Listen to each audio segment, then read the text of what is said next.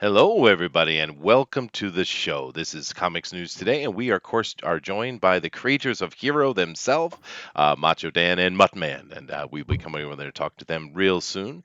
But do keep in mind, the first thing we always want to do is let you guys know about all these cool little links we got down there below. We'd love for you to check them out, particularly our fan speak over on Facebook. This community is growing, getting bigger and bigger, and we have a lot of people giving all kinds of interesting information, reviews, ideas, opinions, etc., etc. And this is what we want. If you're not part of that already, please go over there and join that. It's a lot of fun. Also, keep in mind that although we, of course, do appreciate the subbing and likes and all that kind of stuff, it helps us out a lot with YouTube. But the thing that helps us most, seeing as we are live streamers, is where you go over and hit that share button and let your family, friends, and extended community know what's going on, so they come over here and be part of it. But of course, the first thing I want to do, other than saying hello to the chat, which I see Roger was the first one in here, and he's beating Joshua recently, so it's I don't know, man. You gotta keep up. You gotta keep up the work there, Joshua. You're falling. Not you're becoming the not He's favorite. slacking. He's slacking. He's not the most Mm, favorite troll in the mm. world anymore. I don't know what he's doing. But nevertheless, let me come over here and say hello to my panel. I'm getting a little bit of weirdness from the I'm getting a bit of weirdness over here, but I do know who's with me, so I can just kind of guess. I will go over and I will say hello to George first. How you doing, George? Greetings, everybody. Greetings. Endgame's the most awesome movie. I just want to reaffirm that before we begin with Game of Thrones. Well, Stop inviting this man. He lives to torment us. I know he does. But here's the thing, George. Just so you know, Joshua is a funny little comical troll. You are a bitter old man. Stop it. That is true. That is true. All right. And Also, I have to live up to it. yeah, I know you do. You keep getting that good old college try, right? And of course, we're also joined by the Denali Lama himself. How you doing, dude? I'm doing fantastic. Great start for the week. Hopefully, it continues till the end of the week. Saw John Wick this weekend, and that was Oh, awesome. oh. Yeah. Yes. So it took out the sting of Game of Thrones Oh God, and Game of Thrones, my God. and and Endgame. But you know what? I like AMC. They got a $5 night. I'm gonna use my $5 tomorrow to watch the movie. Again, wow, Ooh, wow, Yeah, again. a double I viewing. can't That's even bloody interesting. watch it yeah, once. You're here torturing me. I know, right? yeah. We don't get it until October here in Japan, dude. Well, Oh actually, I wow. got it before the Americans, but it's in another bloody city. Oh wow, yeah, Yeah. buses and taxis, those things are just horrible, right? But then again, being a tomato Yeah, ware, so it's probably not that profitable, I would assume. Yeah. look, it may not be profitable to my wallet, but it's profitable to my soul. Uh-huh. Okay. All right. I do see over here Matthew Rise says hello from West New England. Awesome. Fellow New Englander here. He also says that Endgame is a steaming pile of crap. You are absolutely right, Matthew. I appreciate your opinion. We love people with correct opinions, huh? We do, we do, we do. Mm. Bullet here says Endgame was more of a 22 tuba out of 48 watermelons kind of a situation, Mm, but to mm. each their own, I guess. Well, yeah. And Roger's saying, "Hey, Chester, your icon's blacked out." Yeah, I know. There's a little bit of weirdness going on, but welcome to YouTube, brothers. It's the way it is, man. But of course, we also have joining us, as you've heard him pipe up several times, Booster. How you doing, man? Hey, it's me. I'm Booster. So, are you happy today? Are you having a happy day? I'm very happy. I'm always happy. You know me as a happy little fellow. I know, and your work is done for the year, so you're good to Yeah, go, right? yeah. I'm just doing whatever. Yeah, whatever. Well, I know you've been Yeah. involved with a D&D campaign that you go to once or twice a week, right? But what Oh, I exactly do haven't been you there for a do in while. the session? I mean, do you just kind of sit there and drool, or I'm just curious. Well, I do that as well, but I play as a cowboy samurai, You're a cowboy and I samurai. do an accent. Yeah. And you do. Well, let's hear this accent. Let's hear the role You playing know, of the booster. I do things like reckon I could, yeah, and stuff like that. I play as a cowboy, big gruff cowboy. Reckon I could. Reckon I could. All right. Well, let's come over Yeah. and ask our guests what they think about Reckon. Of course, we have Macho Dan and Muttman with us. How you doing, Macho? Oh, I'm doing fantastic. Thanks for having us on. Well, awesome. I do like the room behind you. I got myself a Captain America shield, which is awesome. You know, I do remember that. Macho Cave, yeah. Yeah, there you go. Well, I don't know if have you ever seen the old show, Captain America throws his mighty shield. You know this one? Oh yeah. Yeah, Yeah. man. Ooh, Yep. yeah. I got a ooh yeah from the Muttman. How you doing, Muttman? Ooh, I'm doing fantastic, man. Thank you for having us on. We're ready to talk some cool nerdy stuff. There you go. And Yeah. I love those things. yeah, they do. Well, I've actually interacted with you, you guys, particularly you, Dan, much more outside of here in FanSpeak. This is actually the first time we've had you guys on this show, right? Right. Yeah, That's so- correct. Awesome, man. Hmm. I'm glad to finally have that done. I reckon your accent could use some work. Thank you, Matthew. You keep on that, How dare that you. booster. You got to stay on top of him, right? My cowboy impression is impeccable. Oh my God! All right, but seeing as this is your first time, even though I know many of the guys here know who you are, we do want to do our standard thing and ask two questions. One, how did you get involved in the indie revival that is going on now, which we all think is awesome? And two, how did you get into comic books in general? Let's go ahead and start with Dan, and then we'll move over to Muttman. All right. Cool. So I guess how did I get involved with the indie revival? Those two go together a little bit. Mutt and I live very close together. Like, in fact, we see each other pretty regularly, weekly sometimes. And my whole concept for this comic, or our concept rather, it came from a dream I had, a really weird dream. And we started talking. We're like, a cool comic book. This is a cool idea. This is different than stuff that we've seen.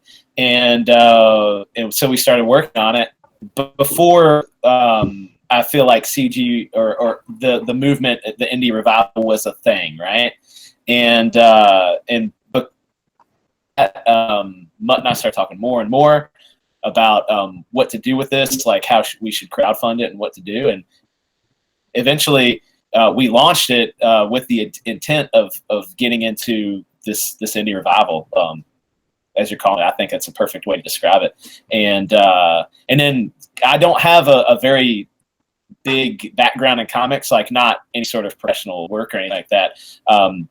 I just love stories. I read a lot, and I love to make my own stories, my own worlds, and things like that. And so it was a kind of a natural fit for me to sit into the writer's position. And obviously, I can't draw anything, so Mutt is the artist for sure. And it's just kind of grown from there. I've read comics most of my life, starting 10 or 11 years old and on up. I still collect. So yeah, I think that's it. I think that covers it all. Oh, awesome, dude. And I agree with many of those things, and of course, many of us do. We do love. We've always preferred the word indie revival over here. We went through when we first started the show, 9 months ago, I guess. We went through various renditions. We got to call it indie revival, indie renaissance. Of course, Peter Samedi there was going with the Team Comics for a while, but we just kind of landed on indie revival because it seems to make sense of what's going on, right? But awesome. Yeah, I think it's great. It's the perfect way to say it. Yeah, absolutely. And of course, one of the person who insisted that Indy be involved in it just dropped in. Hey, DeWolf, what's going on? Hey, you doing all right? What did I miss? Nothing. We're just blaming you for all the troubles in the world. Yes. Well, that's possible, except for the fact that I live under mercy and grace, so it doesn't affect me. Okay. Just so you know, Macho Dan and Muttman, this is our resident Mason and ninja government assassin. So just so you know. What? Yeah. Watch what you say. That's just, He is our real life John Noted. Wick. he is, yes. Oh no. He's also Native American. And you know what All right. the funniest thing about that, He will guys? tomahawk you. I'm not joking. Yeah. Muttman, go ahead, dude. Well, let's see. I got into comics when I was pretty young, back in the 90s, late 80s and 90s. So that was kind of my introduction to comic books. As I got older, I just kind of moved backwards. Instead of getting a lot of new comics, I kind of went backwards into the 70s and the 60s and collected those kinds of books. So I'm kind of a dollar bin guy. I like to go to shows and dig through dollar bins and find Amen. cool old stuff. So Macho, one day we were hanging out and we'd known each other for a while, and he said something about being a big 90s comic book fan. I was like, what? Are you serious? And it was like one of those moments where we just sort of like became instant best friends. And we started going to comic shows together. And then we started to talk about the possibility of making our own comics together. And that's kind of how we got into it. I started really paying attention, I think, when I was turned on to Richard C. Meyer by somebody. And so I started watching Diversity in Comics videos, and it was really interesting to me, like what was going on. And then I started to see all of these people kind of just coming out of the woodwork and making comics. And I just thought, man, this is a perfect time to jump in. So me and Mach had a cool idea that we really liked and kind of fit with what we feel like is the scene. So we just, we went for it. We jumped in with both feet, and we're starting to swim a little bit. Well, I do have a question, more specific question, I guess, because you're an actual artist. So are you not coming from the comic book world, or where does your art come from?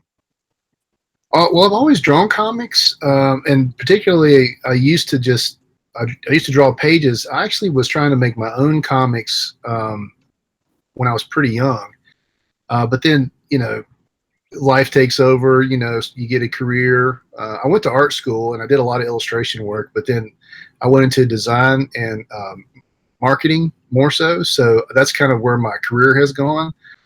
I've always had a passion for drawing and love comic book art. It's never left me. I've always kind of dabbled in it, but it's only now that I'm really like, this is my first comic book that I'm making. So it's only now that we're really jumping in. Wow. Well, that's cool, dude. So, speaking of that, I'm going to go over and I'm going to share the comic book we're talking about. Of course, it's Hero, Blood of Patriots. So I'm going to come over here and show this. I'm going to share it with the panel as well, so you guys can see what we're looking at. And I'm going to jump over to the Indiegogo page. Of course, I'm starting here on IndieCron, of course, which IndieCron is a sponsor of this show. And we appreciate all the stuff that they do to help us out, especially with Pixel and educating this boomer and how to do stuff. But while I do that, why don't you guys just go ahead and walk us through it? So let's jump over to the Indiegogo page. And whoa, well, you've got $3,000 up there. You guys, You're 83% funded. Awesome. Yeah, you guys got me at Patriots already. I gotta say this. I'm an Air Force vet, so already you've grabbed a hold of me. I'm interested. Of course, I've seen you guys around for a while, and heard the names. So which is important, because getting your name out there and getting some sort of recognition. That's what politicians do. They want a little bit of name recognition. That way they can get more votes while they campaign. That's exactly what you guys are doing. You're campaigning, and your campaign's doing well. So, like Chester said, go ahead, lay it on us. Lay it on us. Now, go ahead, Macho. You want to take it, Mud, or you want me to do it? All right, I got it. Okay, cool. So yeah, I'll give you guys the kind of quick pitch. I had to turn my camera off because I was starting to robot. Everybody was starting to robot on me. But here's the pitch. It's Heroes. It's an intense action comic book. We kind of designed it. It's a symbiotic relationship. So there's the robot, the pack that is on a soldier that's fallen, and the robot is able to reanimate the soldier into like a superpowered undead soldier. And the cool thing about this is the soldier, when they're reanimated, like I said, it's a symbiotic relationship between that pack hero, hardware integrated reanimation ordinance, and the soldier, who kind of is able to parts of their life. And so the pack hero, it kind of learns from those soldiers. So if you like stuff like Universal Soldier or RoboCop, Captain America, or Deathlock, then you're gonna really be into this book. The fast synopsis is: America needs soldiers, and death is no excuse. The world is at war. Russia's red threat is closing in. The U.S. delves into the black science of reanimation. But when the experimental technology is stolen by a psychotic warlord, it's up to an unlikely team and an undead super soldier to stop him. Enter Hero, be America's salvation or its greatest sin. And so the book it's going to be a very action-packed, it's pro-America, it's a patriotic kind of thank you to the soldiers that have fallen for us. And it's also going to be just a rowdy, fun sci-fi undead action comic book. And we're trying to pack in as much as we can into 48 pages. So yeah, that's kind of the quick hit. I hope it sounded good to you guys. It does. I mean, it's a cool idea. We looked at this project a long time ago, actually, when you had it with the first release, and we had looked at it and we thought the concept was pretty cool. But I do see you have some dialogue here, which we always appreciate. Let me go through this real quick here. Official report: Who is Hero? Hardware integrated reanimation ordnance. Hero is a symbiotic, fully automated robot unit. It locates fallen soldiers on the battlefield. Hero scans the brain of the deceased to find residue of bravery. In the soldier died heroically, then Hero unit will reanimate them. The process is called the neural bridge. It combines the AI with the Kruppen formula. We have a nice scientific name there. The end result is hulked out space super soldier capable of defeating whole battalions, incredibly strong with a hard drive full of battle strategy. The Hero soldier is America's finest weapon. Oh, sweet, dude. I like it. Nice. Yeah, so go ahead. And yet at the same time, with all that coolness involved, it's creepy. It is. I like that. And then in the synopsis, it also says the sins of America, right? So you've got a little bit of that, little bit of darkness there built in too. You got the creepy factor. Guy's undead, but he's also the good guy with the pack is weird. And I like the acronym concept too all the time. But that creepiness, you throw that in there and you've got a twist, so you're rooting for them, but it's a little bit, it gives you the creepy crawlies. That's awesome. Absolutely. Yeah. So we were kind of when we were developing this, we kind of thought, if we were 11 or 12, 13 years old, like what kind of comic would we be interested in? And it would be something along these lines. I got into comics, actually, funny enough, I've said this a lot, but through the movie Aliens. I saw that movie and I found out they had comics about aliens. And so I was kind of a horror guy a little bit, and I got into it through that. And so I've kind of always, been drawn to that kind of crazy. I mean, obviously superheroes and stuff, but this is a little bit of a mashup. It's slight horror, but it's super soldiers too, and it's kind of a play on zombies that is a little bit different. We felt like, but yeah, and that little piece that you were reading is actually, it's kind of like a quick primer. Like, what is it? What is the story about? Like, it's about this. We also have, if you scroll down a little bit, just like maybe right there. So it says up a little bit more. Sorry, there's a little banner above our a little bit more, and it says like click here to start. Right there, start here. And if you click on that, if anybody's watching and hasn't heard, you can sign up and get the first 16 pages of the book. We'll send it to you for free. Sweet. It's black and white, but it is it's free comic book. So that'll get you into the story. You'll learn some of the characters, and you'll learn kind of what's happening a little bit more. So if you like that, then you're going to love the book, because it's going to be more action and more of that. So check that out. Awesome. That is very cool to do those kind of things. And just since you mentioned, I will mention also that Broke Down in Four Dead Bodies gave us the #1 comic. It's in the link down below, which you guys can check out, and it's on Kickstarter if you want to back that. Just to remind everybody, I thought that was a really cool thing to do, and this is cool as well. I do have 3 questions for you, though. 3 questions. If this is intended for 15-year-olds, I'm assuming there's a plethora of breasticles in it. Honestly, there's probably not a whole lot of that stuff. Just use my trigger word. I know. We're gonna appreciate a good-looking lady as much as the rest, but we didn't feel the need to put anything like that in to help push the book. Like, there's going to be ladies in it, but maybe not the same way that a lot of gentlemen are going to think about I'm them. just joking, really, with that one. The second one is a little bit more serious, though. The second one is, why is Barack Obama in the book? I'll let Mutt answer that one. Right. Well, we brought Barack back from the dead in this world. No, I'm just kidding. This is a guy named Boone. He is he's a bodyguard for Dr. Crouppen, and he kind of gets involved just out of sheer loyalty and friendship, and he regrets it immediately, as you'll see. I see. So basically, what you've done, you've drawn it in such a way that it makes me look like I think all black people look the same. Is that what you did? That's on you. I didn't put those words in your mouth. All right, fine, Yeah. fine. Yeah. And my Just third confirmed. confirmed. All right, here's my third question, the most serious one. If I click on this video, am I going to be excited? Yes, All right. Absolutely. Okay, now I'm clicking on it then. I'm doing it. Do it. Here it goes. I better hear some Black Sabbath starting. Good test.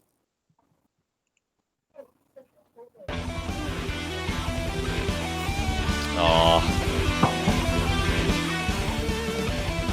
Yeah, I had a patriotic tear just run down my face. The sound off? yes, it is. You can't. It pipes through to the channel, not through your Gotcha. stream. There's some rocking music happening right now. Yes, there Imagine is. rocking Right music. No. They can all hear it, dude. Okay, cool.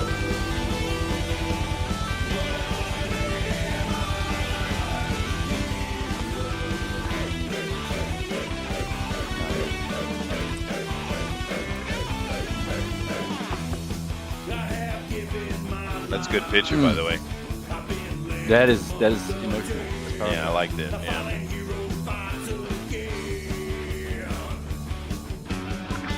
Who's the band, by the way? That's Doug Garrett. That's actually, Really? yeah, Doug Garrett. Yeah, he did that for us. Oh, that's community. Oh, Banjo right Doug. there. Nice. Yeah, That is Banjo Doug, that's the one. Yeah.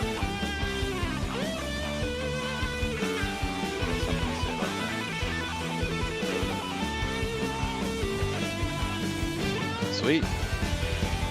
It's not bad, dude. Not bad. Good. Glad you think so. I would. Oh, the logo is in that. Well, shoot. What do you call that? That shoot. Kind of like a Kevlar. carbon fiber. Kevlar carbon fiber. Yeah. Oh, there you go. Yeah, nice touch. Nice touch. But the only thing I would really suggest with that video is when you guys were making that, did you bring the volume down and then render the entire video? No, I just put the music in with the video and I see. It Yeah. would because it comes in super hot, right? Okay, right. It would probably help you out if you took the video with the audio in it, and then just render it out at like a 50%, and it will Okay. come. It won't be as hot. I mean, just as a it doesn't matter. It's a cool video. I'm just saying it is a bit hot for the people that are wearing headphones, you know. But Yeah. if you're not wearing headphones, Gotcha. I don't think it's a big deal. But I think it's pretty cool. Now now Boosters. I'm going to let Booster comment on this actually, but we did was yesterday, the day before. We saw a absolutely killer video, and that was who was that from, Booster? Yes. I believe it was the Ryan Cardinal. It was Yeah. Ryan Oh, Cardinal. yeah. That's right. Killer We video. know the one. Yeah. We know the one. Mhm. And Yeah. we usually over here. Well, I'm going to let Booster take it. You go ahead, Booster. Oh, don't make me break their heart live on stream. No, go ahead, dude. Let us have it, man. Let us have it. Come on. Let's hear it. Yeah, we're ready. I just really liked Ryan's one. It was so cool, It was like with all the rock music and like slightly animated it, so it was like Yep. like an anime intro, and I was like, oh damn, that is rad. Your one's pretty cool too.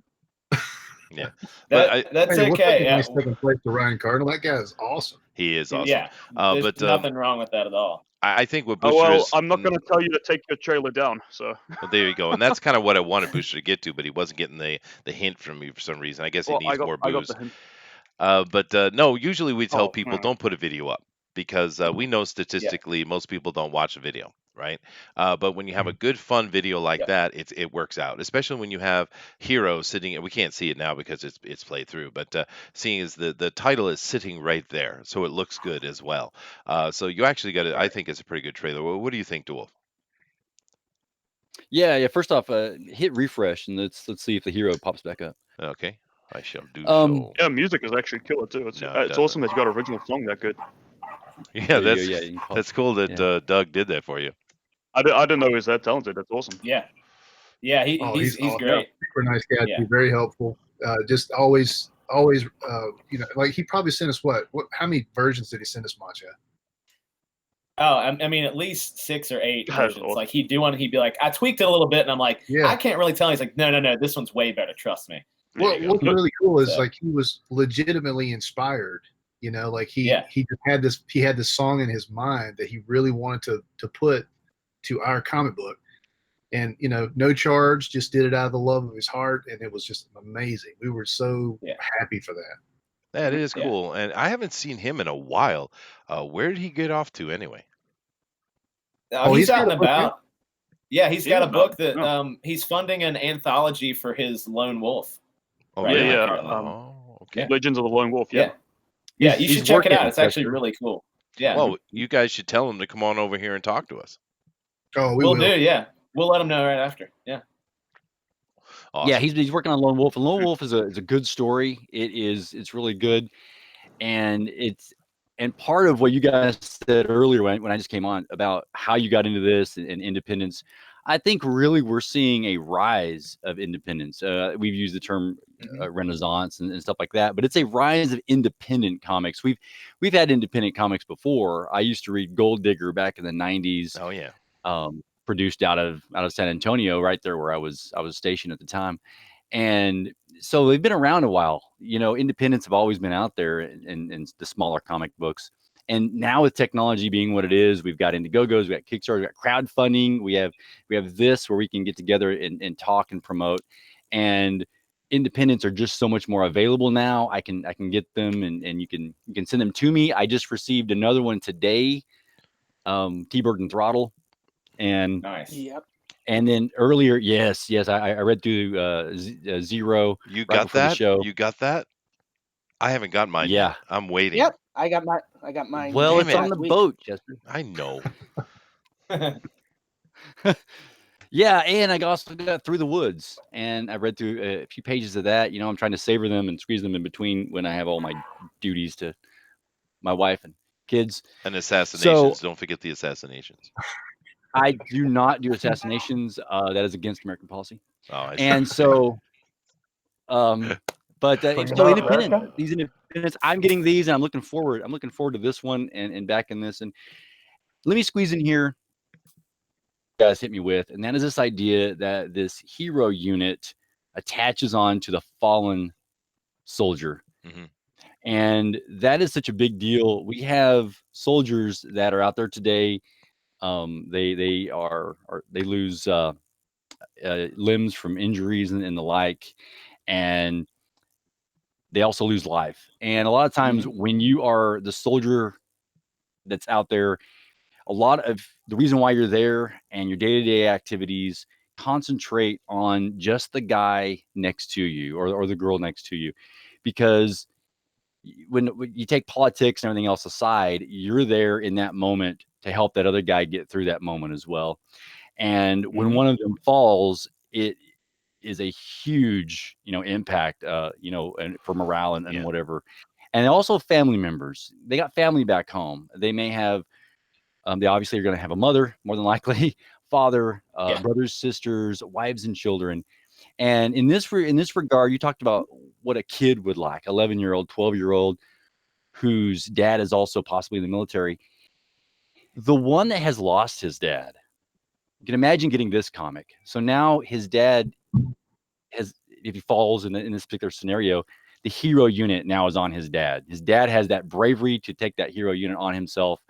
And so he doesn't have to have that feel that loss for his father in that moment reading through this, because his dad could live on through this concept.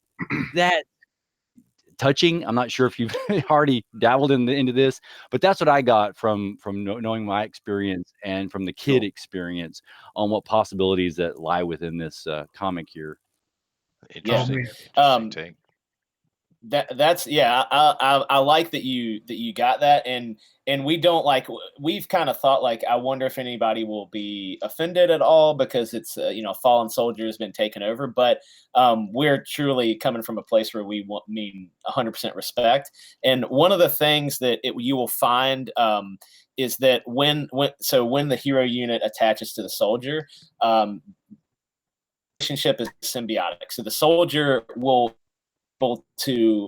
he'll know he's back, and he'll be able in kind of to communicate with the hero unit on his body. Now the cool thing about it is, and this is something that we'll explore more and we're not going to say too much about right now, but it's kind of a way for the soldier that's fallen to give a goodbye, because it's going to be this. We have a kind of a something planned out for how that soldier is able to have a second chance to say goodbye. So it's kind of like it's their, they have died bravely and they're able to finally do that, to say goodbye, even though they've given everything, and they're giving it twice actually. So yeah, that's cool, and I like the fact that I like the fact that it's seeking out ones who have died heroically too. I like that aspect. Yeah.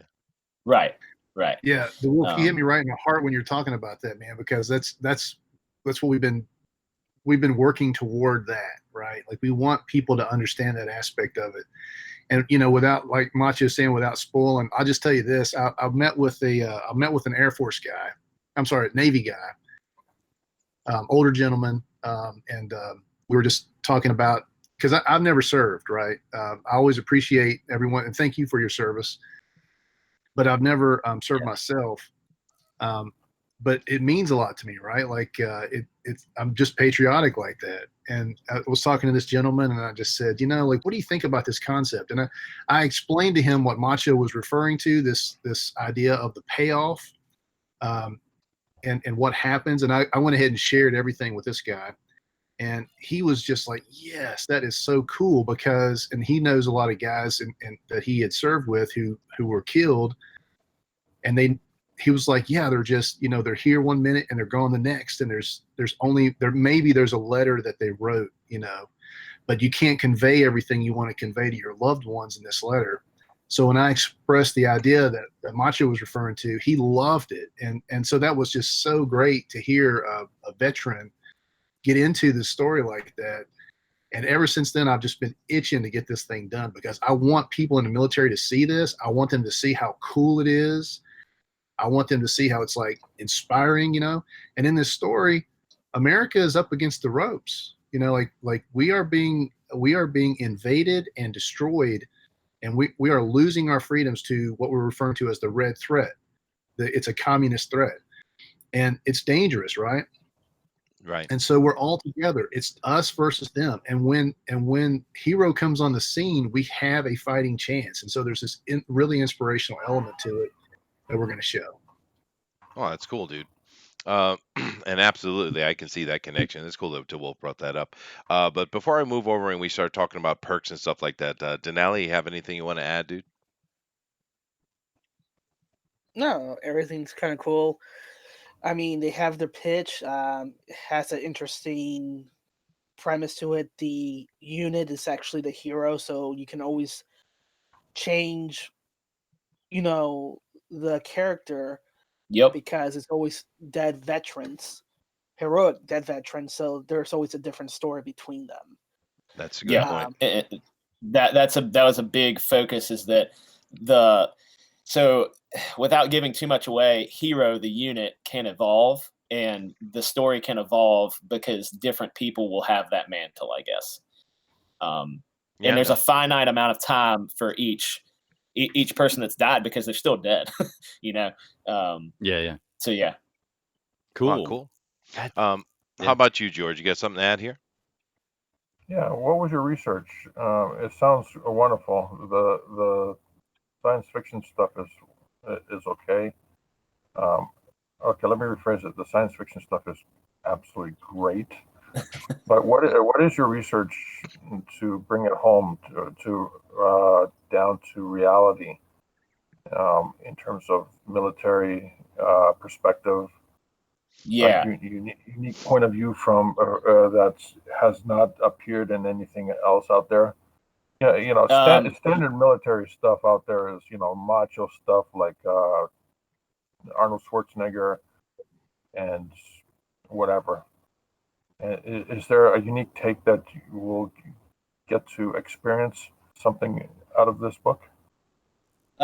Yeah. So I think I think what you're asking me is like, is it going to be a typical like military style, or is it going to be something different? And no, it's not going to be typical military. There's going to be things like that in it. Obviously, I've done research into my father's in the Air Force. I was never served myself, but I have done research into different like phrasing and things like or how they communicate to each other, how they maybe battle strategy, things like that. But that's not necessarily what we're using to bleed, to be the main focus of the story. A lot of it. So let's see, how could I explain it best? A lot of it's going to be we're going to focus on Hiro's his particular battle, and part of the cool thing about that pack, that unit that is attached, is that it can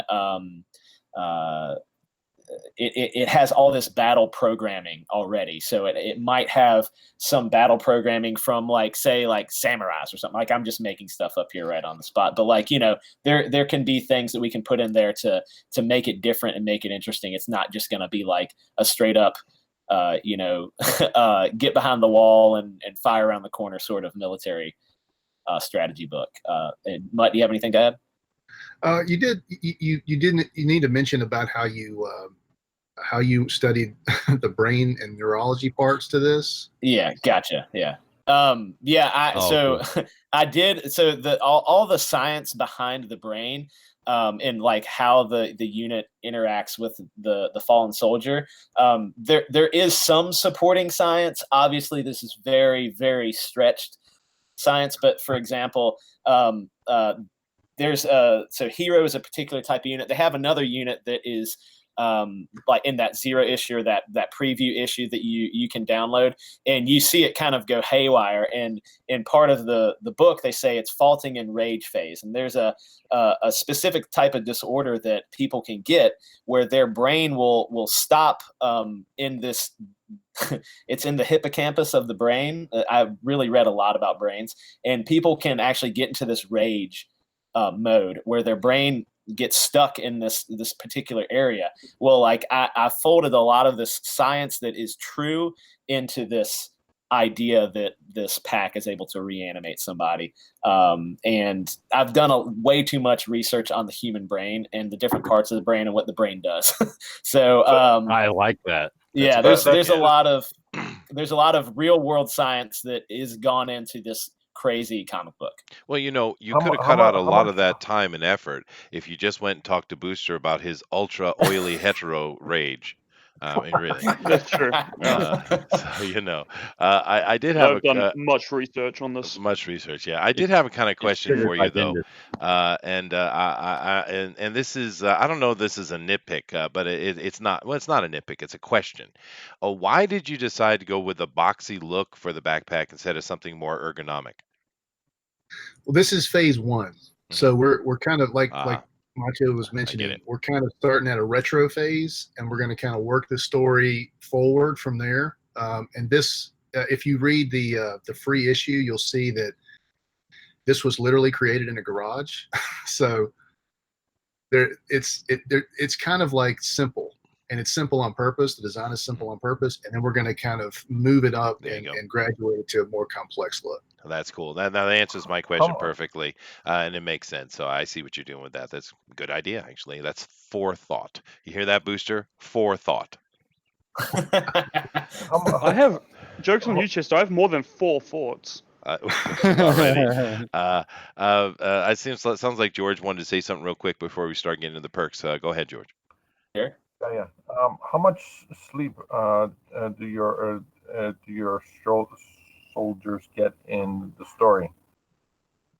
Much what now? How Sleep. much sleep? Since you're focusing a lot of your research in the brain, in your story, do your soldiers get X number of hours of sleep? Well, since they're dead, they don't have to sleep, which Yeah, that's George. kind of a nice thing about a deceased soldier is that they're kind of communing with the hero unit on their back. They don't Tell them need to about the sleep. Kruppen formula. Tell them about the Kruppen formula, Macho. Cool. Yeah, I mean, so there's on the back of that pack that you saw, it has like a blue kind of goo inside of it, and what it is so for example, this is the prequel to how this formula came about is actually going to be in the potential re-release of the oh man, Tales I'm from Beyond the Gate. blanking. Tales from Beyond the Gate. We're going to have the prequel of where this formula came from and that. But it's Kruppen, the doctor who invented Hiro. His father actually invented the formula, and it can revive a human's brain. Now it doesn't bring the person back. It brings the body back in kind of a horrific way. So he's figured out he's taken his father's and turned it into something that is able to revive the body, and that serum also, that formula also is able to with the right AI that's in the hero unit, control that body and that brain and bring that person back fully to themselves for a short time. Like that. Yeah. That's the theory here. Now, that's cool. And keep in mind, though, that Tales from Beyond the Gate is going to be relaunched. So you still have an opportunity to share that story.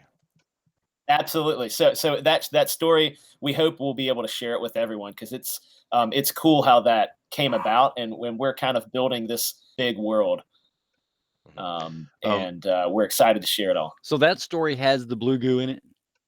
Yeah, it has that's the because I know we're all going to want to know about the blue goo. Yeah. That's right. The genesis of the blue goo. The name of that story is called Anastasia. Oh, wow. Oh, yeah. Yes. I remember that. Now, there is a question here from the chat for you guys. Bullet says, can Hiro take a drop kick from behind just like Arnold? Oh, man. No one will ever get a couple drop kicks. They'll never get that close to Hiro. He gives the drop kicks. He doesn't receive them. There you go. But you got to give Arnold credit, though. He barely budged from that kick. That was like a flying air kick, too. Crazy. Did someone tap me? What was that? It was cool, actually. It worked out in his favor, right? Yeah, hey, and the guy after was screaming he wanted the Lamborghini. It was fantastic. Hey, before we get off of that, I just want to say real quick, there's a lot of science fiction and there's a lot of thought and forethought and all that put into this. But we're telling a fun story, and we are drawing a lot from 80s movies like Commando and Rambo and those kinds of things. This is a fun comic book, and we want there to be a lot of big guns, a lot of violence, and a lot of fun. And so, communism as the bad guy, that really comes from the 80s and 90s movies. So if you like good action movies from that time period, like Arnold movies, then you'll dig this too. Awesome. And Bullet says, Tales from Beyond the Gate. What is that? Well, we're going to talk about that more later. There's an anthology. What we had done is gathered a whole bunch of these, kind of really talented people, but rather unknown from across the community. And we put together an anthology to showcase their abilities. We got real close to funding. We had almost $8,000, but we had the book was so enormous. We needed 10. So what we're going to do is rework it. We're going to tighten it up a little bit and have the go a little bit lower so we can make it. But we are bringing back Tales from Beyond the Gate, and we're looking forward to being successful because there's just amazing talent in it, and including these two guys. So, oh yeah. Let's jump here into the perks now. I see you have it featured, which is something we always appreciate. But tell us a little bit about this perk here, man. Yeah. So the hero and swag. So obviously you get the 48-page book. Graphic novel if you want it signed. If you don't want it signed, that's fine too. And you get the swag pack, and in the swag pack, it's a patch that we're currently working on, sticker and signed poster. Sweet. And yeah, all of that together for $20. Shipping for US is $8. So we tried to keep our costs down as much as possible on this tier. Bang for the buck. For what, you know, if you're putting out money, you wanted to do pretty good. Yeah, 48 pages too. That's a good number for this price range. Yep. Yeah, absolutely. Yep, exactly. Now I see here we're coming into a digital edition, and we know because we've had this conversation many times. There's a huge debate or disagreement or argument or whatever you want to call it within the community of whether you should do digital or not. Now it seems like kind of universally over here on Fanspeak, we all think it's a good idea. Why wouldn't you sell to everybody, every single person who's interested in buying your product? But and obviously you agree because you put the digital in. What do you think about that argument overall, though? That some are saying you should never do this. This is you're giving your book away for free, yada yada yada. Right. I'll let Mutt speak for himself, but for me, I think that there's a lot of people overseas that can't afford some higher shipping because it is it's crazy. I mean, like shipping really is crazy, and I know that's a whole other debate. But for me, it was still important to have something like this because we want everybody to enjoy it. If people want to be mad at us for giving our product away at that price, they can be mad at us for it, but it's ultimately our product. I think. Right. But I'll let Mutt speak for himself. Yeah, I'm a comic book guy. I don't like digital. I mean, I read some digital books, but I'm not. That's not what I prefer. But there's a lot of things. There are a lot of books I've looked at digitally and enjoyed them enough, you know, to read an entire comic or an entire graphic novel digitally. So, you know, like whatever. If people want it digitally, we've got it offered digitally. And if they would prefer to have the physical copy, they can definitely buy that too. We're trying to sell to everybody we can. This is a big marketplace. We're trying to expand it as much as possible. We're trying to reach people that aren't that don't really care about comics. We're trying to let somebody, like, we want somebody to have this as their very first comic. And if they want it digitally, cool, we got that.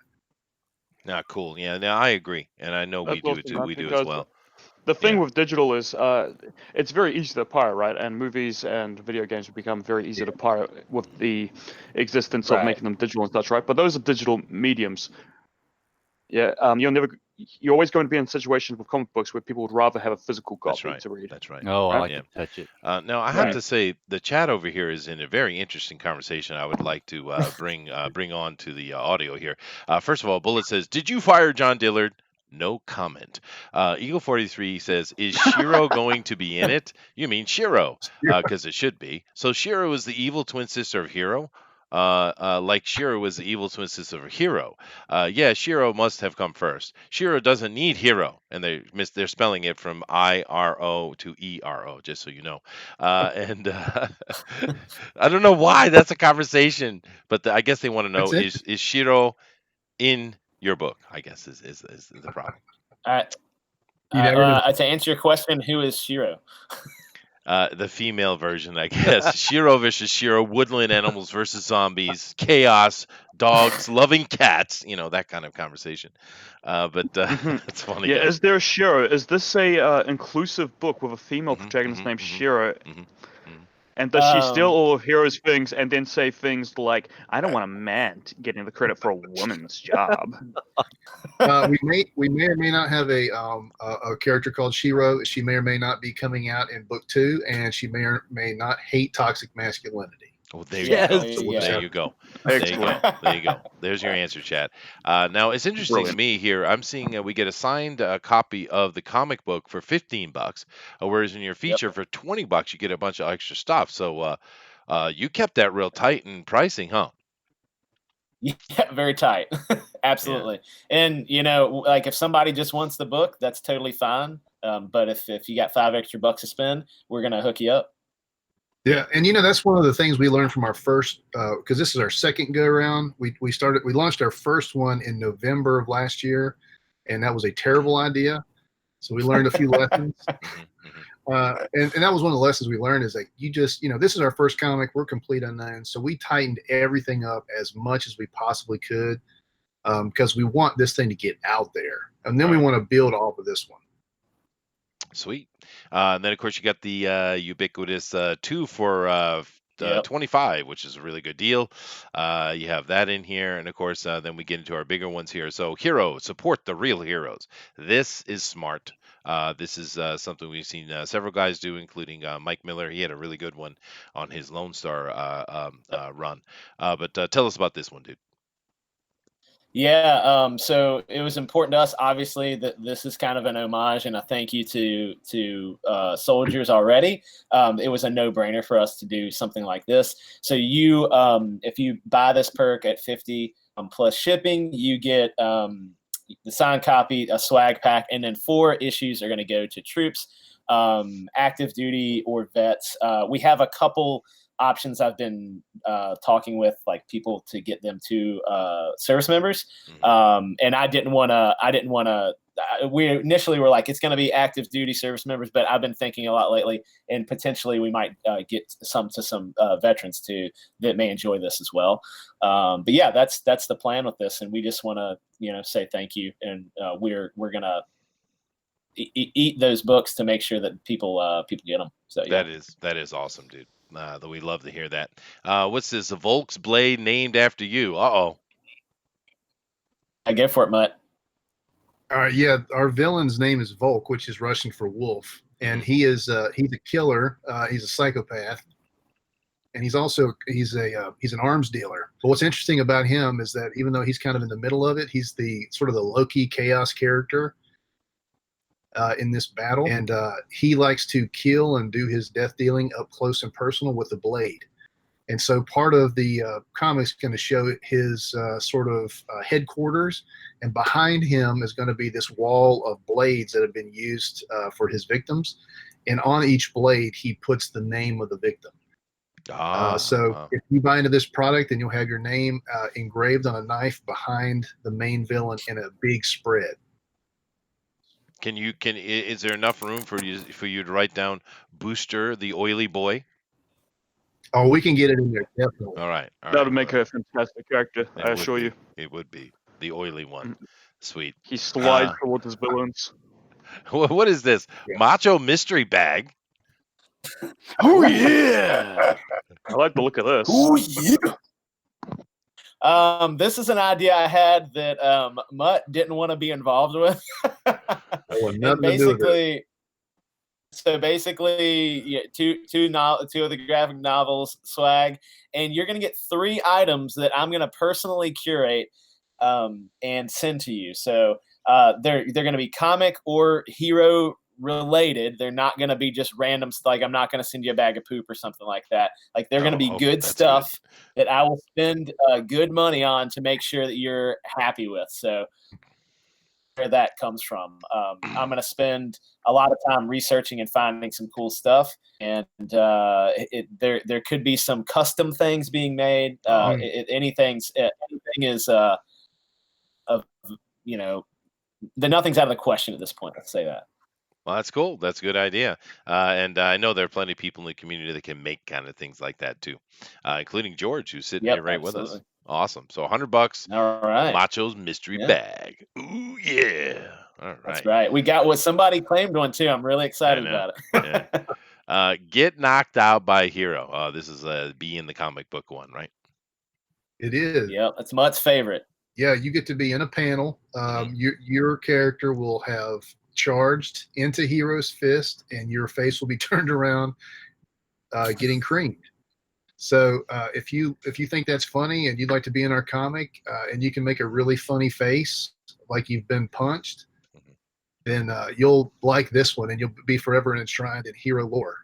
Now, I know a lot of people like that idea of being killed in a comic book, but for those of us who are different, like myself, why don't we have ones where we can be some heroic person who saves a miniature moment of the comic book? Why can't we have that one? Well, probably because it's not as interesting for the artist to do. Yeah. Oh, fine. Okay. What are you, gay, Chester? You want to be a big hero in the book? Get out of here. Of course I want to be a hero. What are you talking about, Booster? You're the one that likes getting beat by ladies. I'm sorry. I shouldn't have mentioned the S&M stuff. Well, they could always add another tier to be the next body for Hero. Oh, there you go. That's right. Yeah, that'd be a good one. Brutal death from Heroes. Ooh, this is not punching. This is brutal death. Uh-oh. Yeah. You get a few more panels. So Go ahead. Are you telling me we have to pay more to get killed more gruesomely? that's right. You definitely do. But How much do I gotta the pay thing to know, to just hand him an extra magazine? Oh wow, that's funny. thing to know on both of these though is you do, starting at that get knocked out and the brutal death, you do get original art from the campaign. that's So cool. it's not just Cool. just drawn in. You do get original art, which is exciting. And we try to bump up how many issues you get, the swag pack, all that stuff. So we do really try to make it worth it. That is cool. That is cool. So And then yeah. your last one, which is pricey, and it's sold out though. So congratulations It to you. is. So I don't know if I can click on it. I can't click on it. But we can see Yeah. what it is. Be a villain in the book. Yeah. So our villain is actually in the chat as well, and that is Oh, really? Septinoff 709. Oh, He is our villain, and we are currently we haven't started official to get some stuff out. We have some ideas. So basically, the thing with this perk is only going to be that he is a villain that we're just going to draw his likeness into. He does get some. He gets to give us feedback and help us in somewhat of the design process. Like not everything's things on the table because some things are required for the story, but we are excited to work with the person that has believed in us this much to spend this much money on us, and we want them to feel really good about their part of this. So there's that. We have some really exciting ideas for that, and it's going to be a really cool part of the story that we've written in there. well, it also sounds like it works out well because Septinov 7 of 9 certainly sounds Russian. It's a great name. I don't think it is a Russian name, but No, I don't either. Yeah. But it is a great name. No, Well, he basically Septinov means 7 of 9. Yeah, is what That's it right. means. Yeah, yeah. Yep. It sounds Russision. Is Yep. why I put it like that. It does sound Russian. Yeah. he's proving to be villainous. He's showing us his villainous ways already. Yeah. So he's going to have some good input. We're going to have a lot of fun with that. And he gets 5 pages of the book. So he's in there a lot. 5 original pages. Yeah. Wow, that's cool. That is cool. All right. Excuse me. But wow, we've covered this really well, guys. And it's a fun looking campaign. There's been a lot of thought put into this. So we got some great panels here. We can check out the art. We have dialogue that you guys can look. Well, it's not dialogue, narration. But nevertheless, you can get a look at the writing here from Macho Dan. And I think it's a solid project. Now, when these guys came out originally, when the first run came, we went and checked it out. And I have to say, and I'll let Dinale give the final word on this because he's extremely strict and but for me, I think the project page looks a lot better. What do you think, Dinale? Oh, it's a vast improvement from the first one. Wow, that's high praise. First one, yeah. Thank you. Thank you. Yeah, we appreciate that. Yeah, the first time we saw Hero, I looked at it and it was a click off. It was basically don't waste my time on it. But this one actually has caught my attention. The art has improved. Cool. The presentation has improved. So you did learn a lot of things from the first campaign, which it's incorporated. So this is actually a more solid foundation, solid project that brings confidence into say, hey, this will be fulfilled compared to the first one. Yeah, that's true. Cool. Well, thank you. And that was like all that we really took. So that failure that we had, we didn't just be like, oh no, we failed, and we and turn around and be like, all right, we're gonna we'll just put it back up in a couple months and see if it goes again. Like, we worked really hard on the off time. We really read a lot of information. We spent time on other people's campaigns, and we got feedback from our friends and just people that we know, through Twitter or whatever. And we didn't sleep on any of that. Like, we seriously took all of that to heart, and we wanted to make sure that we what they were looking for, and we wanted to make sure the campaign looked good. So I'm glad you guys feel that way and think that way, because we did put a lot of work into it, and we didn't know what we were doing. Like Mutt said, we jumped in with both feet. We didn't look. We dived right in. So we think we did learn a lot, and the campaign looks good. So appreciate that. I'm glad you guys are starting to find some success with it. It's really cool. It's a good idea too. And of course, the woolly mammoth is in here, and he says it's much better now. So there you go. Good. I've got one little pet peeve, and it kind of is something that goes along with vets and soldier types, and this gun that's on the cover, I don't. It's killing me.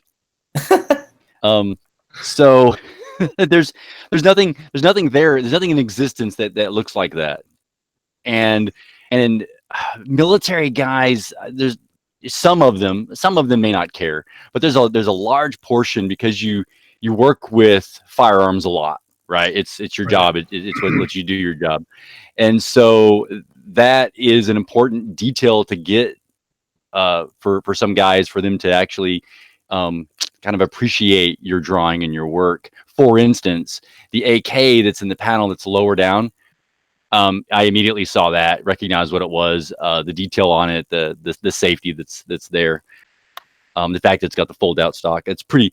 I like that. I like what's going on with that AK. But the firearm on the cover, I realized that maybe it's a sci-fi made up thing. But it throws me off. Well, we are in a future state. It's a few years in the future. And so there's going to be other pieces of technology that are not in existence that are going to be a part of the story too.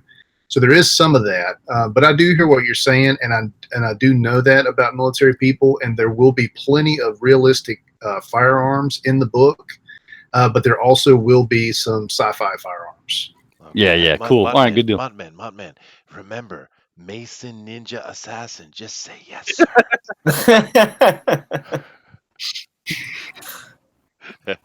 Anyway, all right, guys. Thank you much for coming in here. We think it's a real cool project. It really looks good on your relaunch. You guys are real close to hitting your goals. So if any of you guys over here like what you see, definitely go check it out. The link has been dropped many times in the chat here. I think Booster just dropped it recently. Did it again. I'll do it again just for good measure. Huh? Just for Thanks, good measure. Booster. So click on that. Get over there. Check it out. See if it's something you're interested in backing. Back it. You can get it pretty cheap. This is a really low-cost book. Now, for some of you guys living overseas, we know that the shipping is ridiculous, and trust that there's nothing they can do about that. Right? Oh yeah. So if this is a big issue, get the digital. Earthworm Jim cost me double for shipping than the book itself. No, that's right. That's how I usually spend more for the product I'm getting than I do that all the time. But you know what? Costs more. Bigfoot Bill was so good, I didn't mind. It costs a lot to burrow underground to get it to you. Well, it does, I guess. But they are killing us with this, and hopefully in the future we'll see something. Because it used to be way more reasonable, and not even that long ago. It's not like things have actually inflated in their costs compared to the shipping, but shipping has literally. Let's see what it doubled, then it doubled again. I think I've seen it double 5 times so far. So it's crazy. And it all has to do with Japan trying to push back against imports here in the country. As far as I'm concerned, I don't know why New Zealand's is so high. It's probably just because they're a bunch of socialists. But it's probably dirt that bloody just send her in enormous teeth. Yeah, well, right. But anyway, thanks for checking it out. Now, what we're going to do right now is we're going to jump over and go do a little bit of news, as we do here on Comics News Today. I love the news! We do. And then at the end of the show, we'll come back and take a look at it again. So we'd love for you guys to hang around, give your opinion on the news if you'd like. If you can, you guys can head out too. But we'd love for you to hang around and give us your opinion and understand that we're having a laugh at the idiots that are in the world today is the whole point of doing this news, right? So I'm not serious. I'm in. Okay, but here we go. Let me come over here, share back with you guys. Dinale, you're up, dude. All right. Whenever he shows up, sharing. Oh, you're so pushy. All right, here you go. All right, from NBC. The universe may be 1 billion years younger than we thought. Scientists are scrambling to figure out why. What has this got to do with the news? The comics news. Wow. The I know game that's news. why I chose it first, because it has nothing to do with anything we do. We discussed this yesterday on Tinfoil I Talk, know but it's a what tinfoil the talk reference. Yeah, Dinale, yeah. do your job right, you dickhead. Well, actually, I got this Saturday booster for Sunday, He did. He and did. Chester he did. didn't bring he it did. up. That's right. Chester Oh, didn't do it. He Chester, did. so you're the dickhead after all. As Yeah. usual, Booster. It's always my fault. But of course, the funny thing about this article here, from of course the absolute brain trust that is NBC, is the fact that there's no way in the world they could possibly even understand anything about the age of the universe, especially now that we know science is showing us that a lot of the things they use to age the universe aren't at all what they thought it was, particularly redshift. And if you're actually interested in this article, then I would suggest you go over and study redshift and see what I'm talking about. But it's less than billions of years younger. It's probably a lot younger than that, or possibly way older than that. They have no clue. They're all lost. They're just lost. Right. So that's why it was Yeah. going to be a topic for yesterday's show Mhm. about alternate creations and a little bit of follow up from last week's show Mhm. about scientists not knowing what they're talking about. Oh, no problem. Just throw me under the bus anytime you feel good about it. But I will, and gladly. Now, of course, what they are talking about is they're talking about TFT, which is Tinfoil Talk, which we do on Sundays, 8 p.m. Eastern Standard Time, of course. And we would love for you guys to come and check that out. We have a lot of fun talking about conspiracy theories. Matter of fact, Macho and Mutt, you guys might want to think about some kind of conspiracy theory that you enjoy or know a lot about, and you guys can come on and pontificate if you'd like. We have a lot of fun with that. I'm in. I'm gonna think of some. I have a couple, I think. Yeah, they're fun, right? Conspiracy theories are good. I fun. love them. Yeah.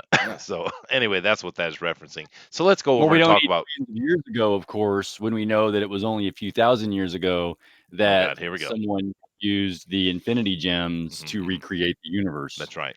That's right. And this That's is how true, the that's young right. Earth theory comes about. All right. Sweet. Moving on to actual comic book news. Go ahead, Dinale. All right. To the surprise of no one, Marvel sent Spider-Gwen into the Spider-Verse series relaunch. So basically, they're going to be bringing Spider-Gwen into the main Marvel 616 universe with Miles Morales and Peter Parker and all that shenanigans. So does that mean So- that Peter and Gwen are going to hook up? Are they going to hook up? Or is she a lesbian? She's probably a lesbian. Nah, she's going to hook up with Miles Morales. I'm not Well, sure, dude. you Pretty know, much she- all the ladies in Marvel are lesbians these days. And they all love each other. Yeah, could be. Wasn't Miles The whole with thing. bloody Miss Marvel or something, or am I thinking of something else? Well, Yeah, she'll hook up Miles with- is probably a lesbian too. Yeah, Miles is definitely a lesbian. Yeah. Yeah. See, Like there you go. Ezra Miller Spider-Man going on there. Yeah. Yeah. That's all right. Don't I have misunderstand us. We something to love the confess. lesbians. We do. Oh, I do. I love the lesbians, especially when they're in HD. But anyway, I have a confession. I read Spider-Gwen when it came out. I loved it for the first few issues. It took a while because after a while it got a bit crap. But I thought Spider-Gwen was very good when it first came out. Yeah, no, they did Despite take the whole Robbie Rodriguez situation that came in later. Yeah, But well, I actually love that costume design as well. That hood is doing all sorts. It is cool. I think it's very cool. Yeah, and the thing what they did with Gwen, and a lot of these things when they introduced them, they weren't bad. They just ruined them. It was their own fault. Right. But the idea of Gwen getting bitten instead of Peter, it makes perfect sense. It's a good what if twist, right? It's Right. it's not a problem unto itself. Yeah, it's supposed to be what if twist, but she should stay in her own universe. As should have Miles. Yeah. Yeah. Or if things just start getting weird when you got so many Spider-Man running around, I think it gets a little ridiculous. Now They should only be together for crossovers every once in a while, but just throwing them all in the same universe, I don't like that shit, man. Yeah, well, Sorry, and pardon I'm my feeling language. the energy of the universe vibrating toward me. There's an aura coming at me, and I really feel that Muttman has something to say. I do actually. The cover where she's swinging, you can tell that the PC police got all over that because she is very boyish in that. Oh, you talk about she has no Oh tits. yeah, she is flat. Yeah, no tits, yeah. Wow, yeah.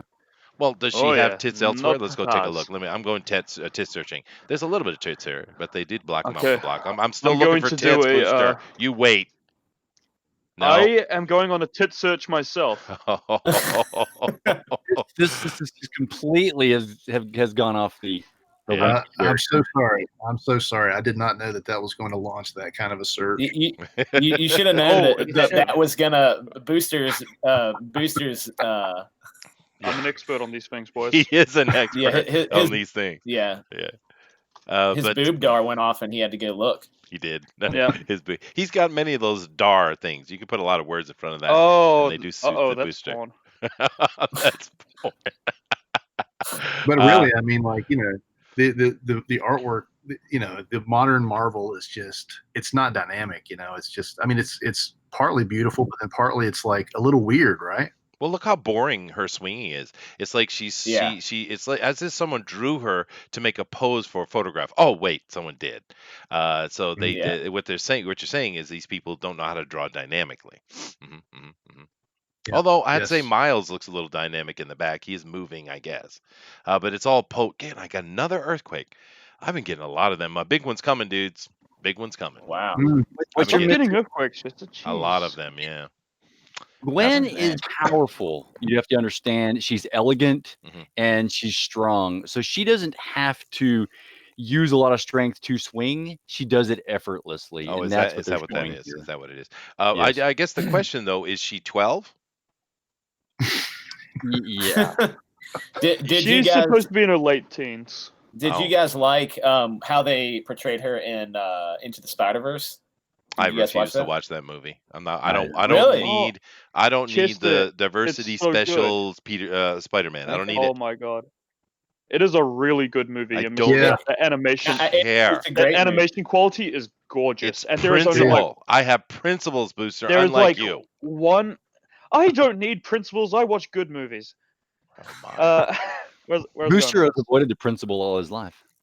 I never got into the principal office. I was a good boy. Oh, were you? Drum roll. Drum roll. Yeah. But all right. There's our opinion on that. I guess. I actually don't care. I thought the Gwen. What's it called? Spider-Gwen. Yeah. I thought it was fine. It was a fair idea. It's just unfortunately they took and just SJW'd or progressive politicked her out. I mean, if they stayed away from that, it would have been a cool kind of legacy character in a way, almost, right? But it is what it is. I mean, this is going to coincide with the whole female Spider ladies. Series spin-off sure. doing. Yeah. It's all female all the time from now on. Didn't you know that? Yeah. But hey, if you want a nice, we got a taste of it in Endgame. So. Oh, did you see all of the ladies running at the screen? Did you see all of the ladies running? That made me feel powerful, Chester. I felt did. Like a very powerful woman. Bloody. Who was that singer that does "Man, I Feel Like a Woman"? Shania Twain. Let's go, girls. Yeah, I felt all sorts of sexy. Yeah. Did you? That's good. It's good to know the Booster's in touch with his feminine side. Next. Absolutely. Back to the Future musical to debut in England. Debut. Debut. Now, why is this on Newsarama and why is this comic book news? Please help me. Well, what is this? Why should I care? It's Back to the Future. It's a musical.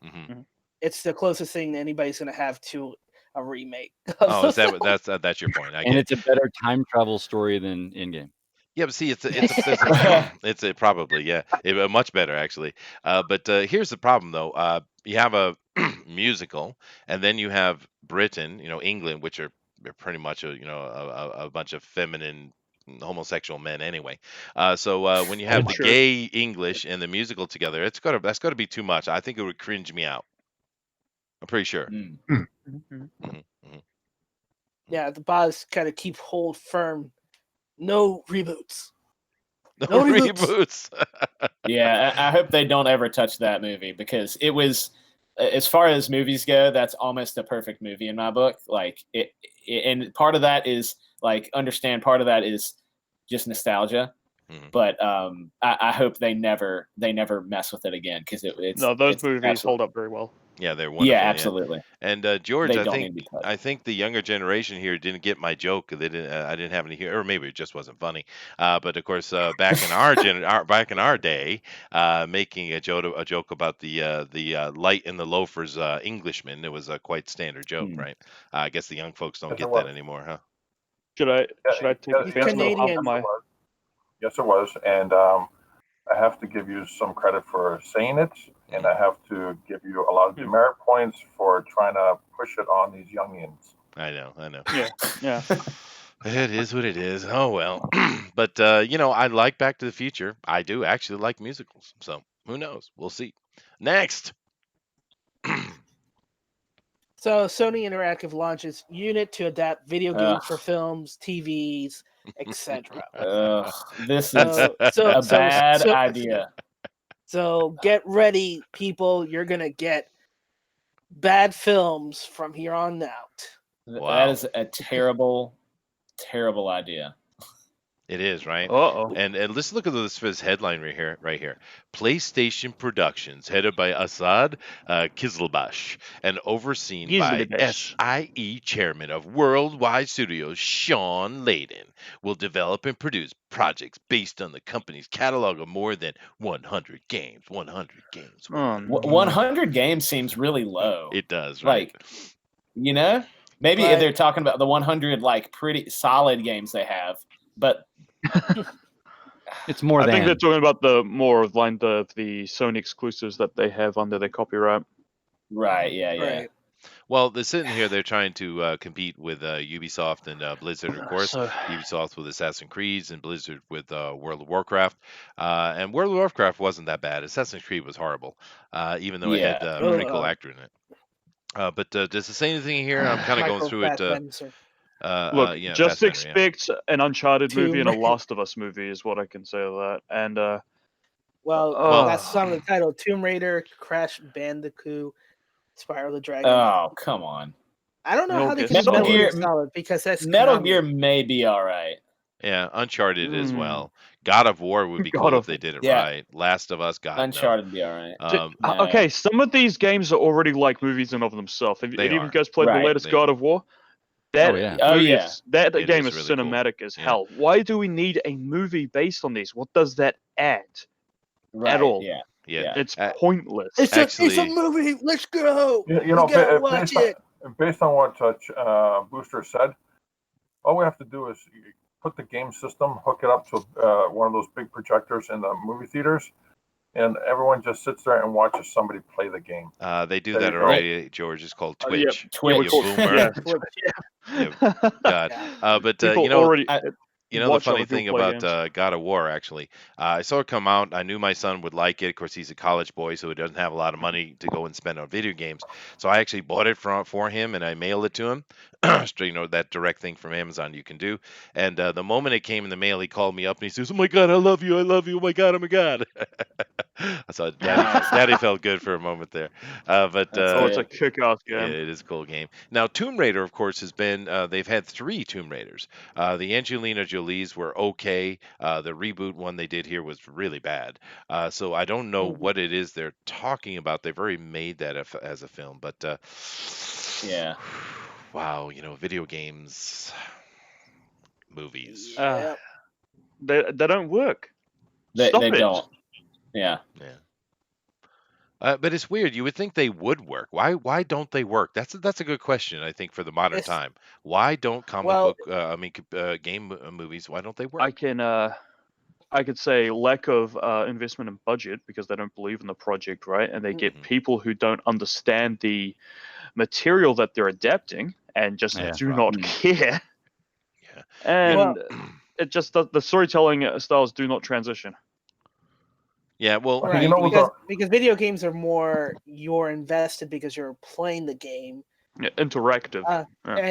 And it's more interactive compared to the passive experience of watching a movie in a poorly made movie. So like, why am I watching a poorly made movie when I can actually go play my video game or watch somebody else play a video game and be more entertaining than this. Yeah, that's the problem with trying to adapt video games, today's video games, into movies. And I'll give you a perfect example. Batman Arkham Knight. Well, Batman versus Superman. That whole scene where Batman goes into the warehouse and punches out everybody. Mhm. That was just an Arkham Knight. Yeah, it was. Tuesday. Yeah. That's I mean, exactly what it was. Yeah. It was ridiculous. There is no way for feature films to even come close to the quality of the game's systems, storytelling, and visuals, because these guys spend a hell of a longer time than the movie theaters spent, and they have brand executives who actually sit there and micromanage every aspect of the game, so it's as best as possible. Right. It doesn't happen in the movie theater. That is kind of the problem. Yeah. Yeah. I saw Cassidy. I'm stepping on your toes right now, Chester, but I saw what Cassidy said about Detective Pikachu, and I did see that this weekend. I took my daughter to see it. Mm-hmm. What'd you think? I do kind of want to see that. Yeah. I actually liked it.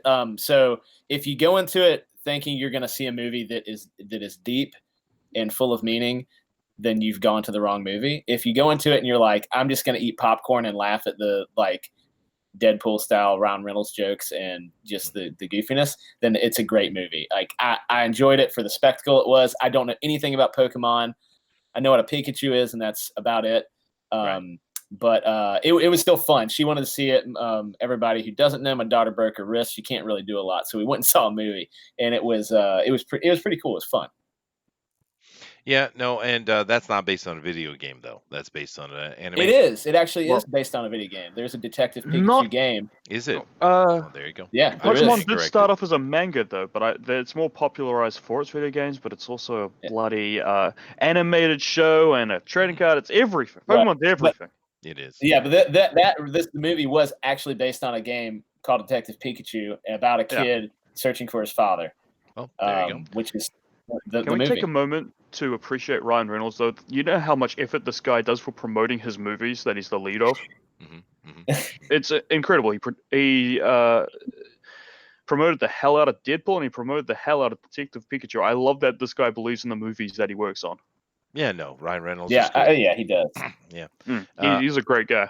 Cassidy Morgan also said another thing I thought was interesting. He said the Tomb Raider movie reboot is getting a sequel. Why? That movie was bad, dude. Why? I didn't even see that one. I agree with Danny DeVito as Detective Pikachu, because in those games, the Pikachu has like this really gruff little voice. Yeah, so right, Danny right. DeVito would be so perfect, but Ryan Reynolds kills it as well. Funny. That's cool. Cool. All right. Well, I think we all agree that we're worried. But the problem with Sony is, to be fair, this is the problem with Sony. They got woke, and they're going broke, and they're going to continue going broke because they're continually being woke. This is what Sony has done. They are the most SJW progressive group that's going on, and I don't understand why the Japanese, because I live in Japan and I understand the Japanese very well. I don't know why the authority in Tokyo doesn't go over to the Americans, because it's the American Sony film production that's doing this, right? I don't know why they're going to go over and fire all of them. I really don't, because they're losing money left and right.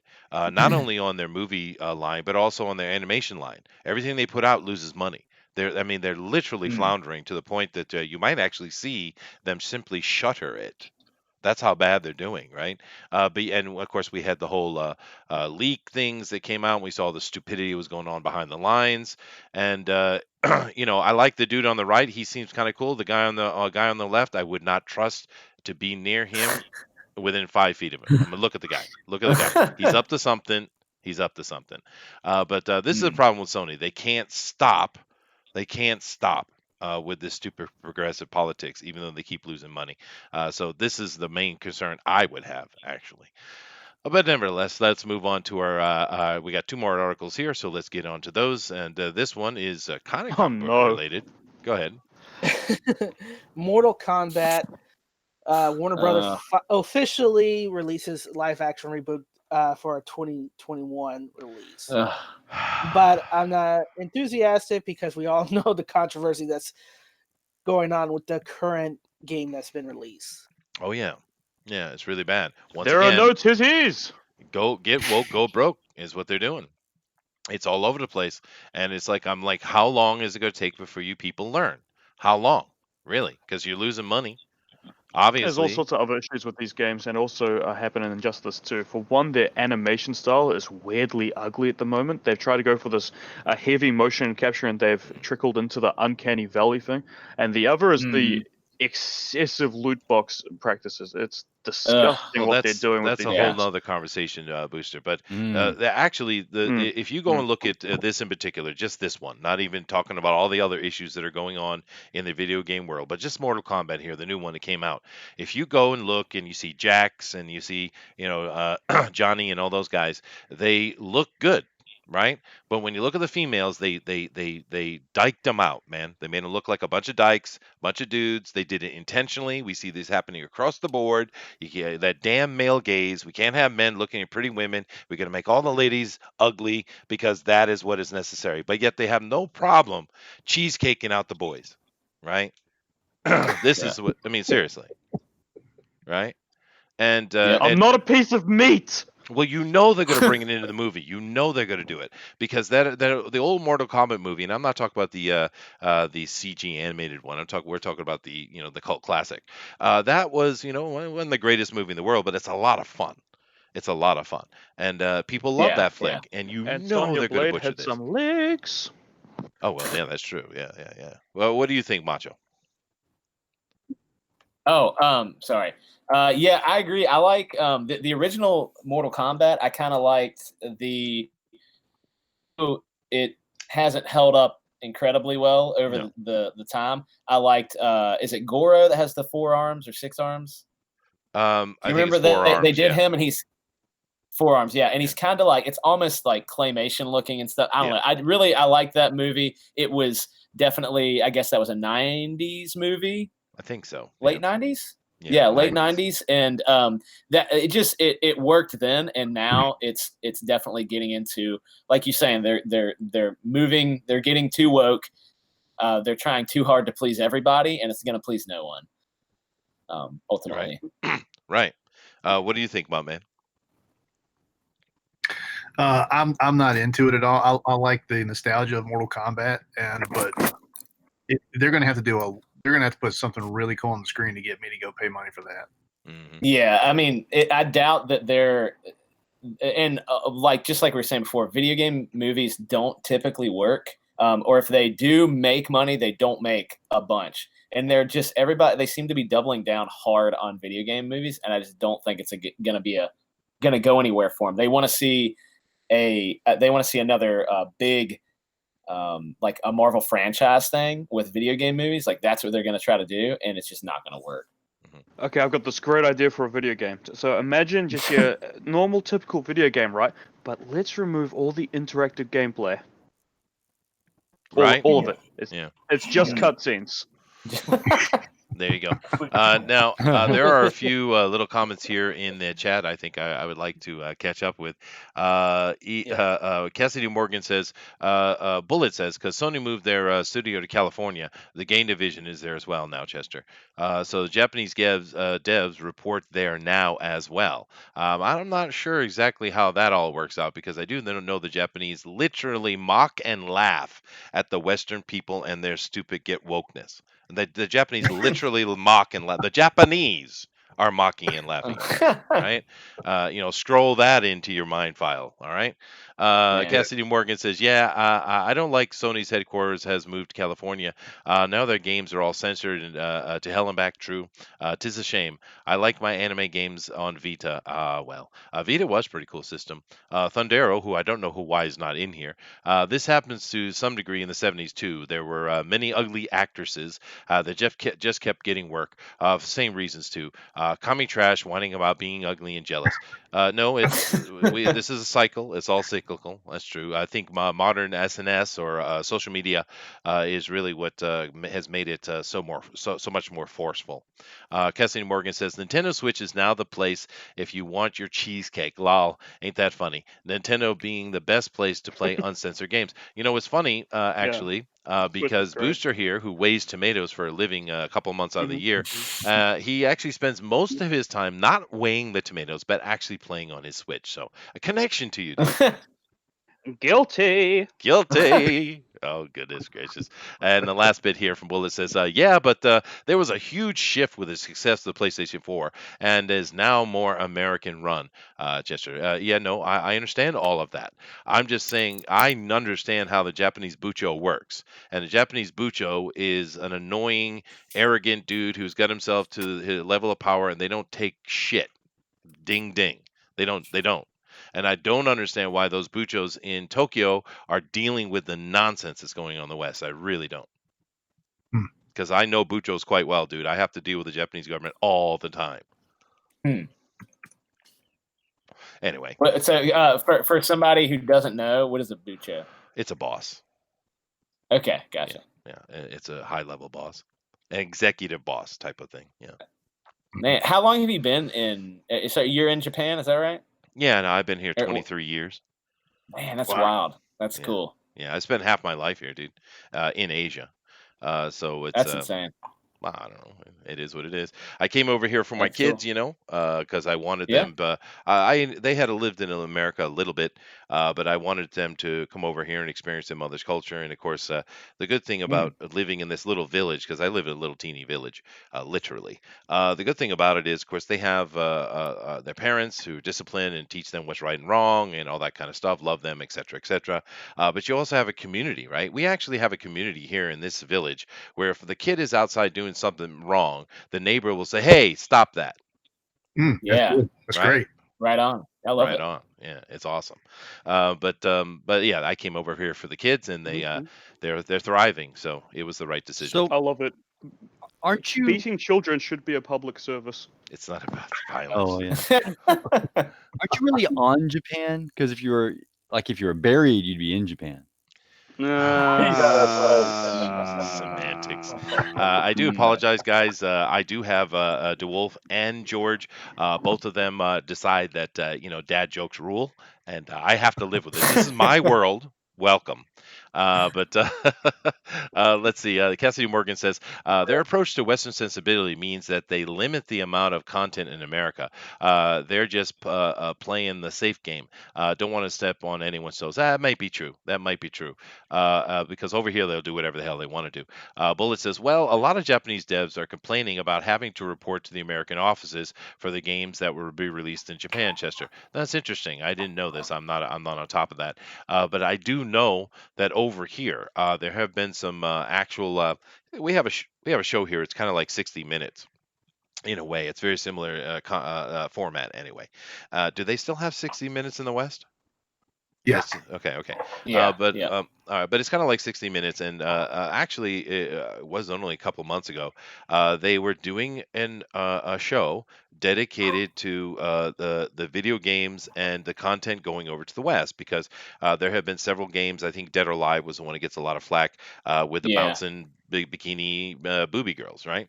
And Boobies. well, I watched the show, and of course, I'm at an advantage because not only can I understand the Japanese, I can understand the Japanese culturally, right? That's how long I've been here, right? So the whole show was kind of, they're being the typical polite Japanese and going around the subject instead of going directly at it, which they never do. But you could tell by their intonation and the things they're saying is they just thought it was absolutely ridiculous that they even had to have the conversation. Right. Yeah. But in the end, they all agreed that we should make content for ourselves, and if the world is interested in it, then they can enjoy it or not. So I was happy with the final decision on that show. But nevertheless, we do have one last little story here before we get out today. And Dinale? All right.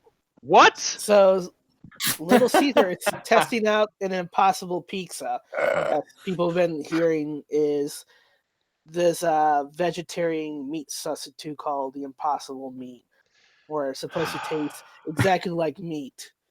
It's okay. For Okay. people who want, All right. Well, Oh, good God. it's a vegetarian. It's a vegan pizza.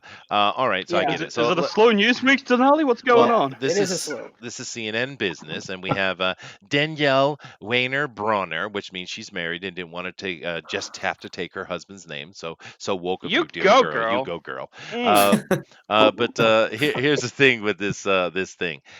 We have been watching. The one great thing about YouTube is you can find all kind of insanity on there. It's wonderful, and you go watch some of those vegan. I will watch some of those vegan shows just for fun. Like when I'm working on something, I put them on the background. Those people are out the damn mind. And the funny thing is, they've been doing it long enough that they're all getting super sick because we know you need meat. You don't need it every day, but you True. need meat in your diet. You are human, right? Yep.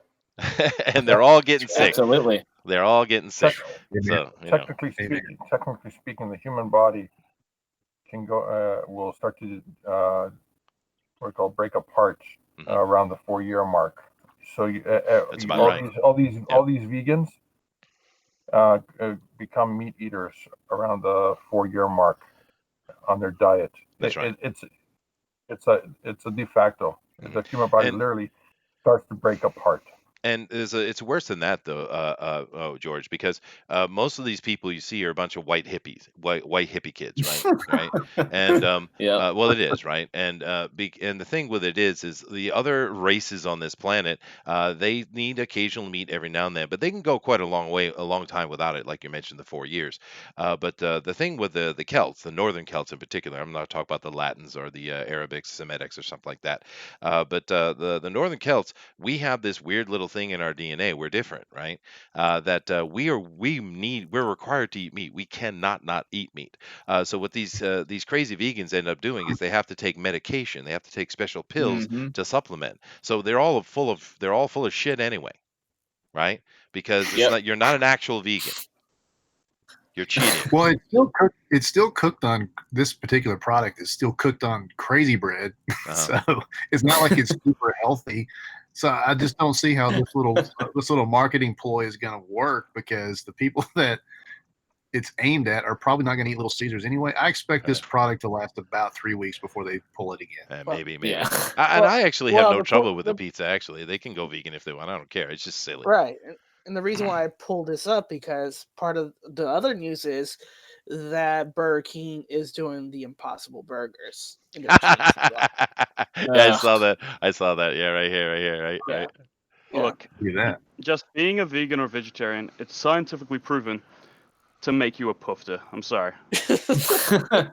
Oh, and that comes from a man with experience, by the way. Thundero, Absolutely. yeah, absolutely. Thundero says Ultra Hero. Thundero needs to be kicked hard. Thundero says Little Caesar is the best pizza joint in the world. I can neither confirm nor deny if they are paying me to say this, dude. Little Caesar is like the worst pizza I've ever had in my life.